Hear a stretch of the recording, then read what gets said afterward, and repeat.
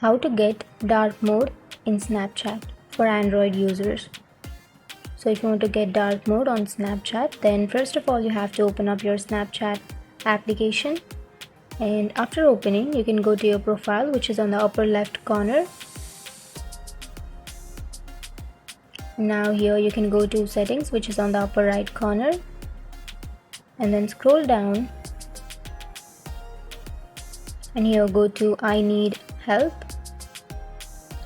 and here you will have a search bar.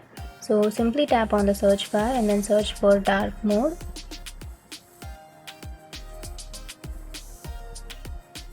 Now you will have how to enable dark mode on Snapchat. You can simply tap on that. Now you can see that for Android users you should have Snapchat Plus subscription to use the dark mode, and for the Apple users they don't need any subscription. So unfortunately the Android users don't have this option, but you can get dark mode. I'll show a simple step. You can simply go back and then here again go back, and now you will have I have a suggestion option.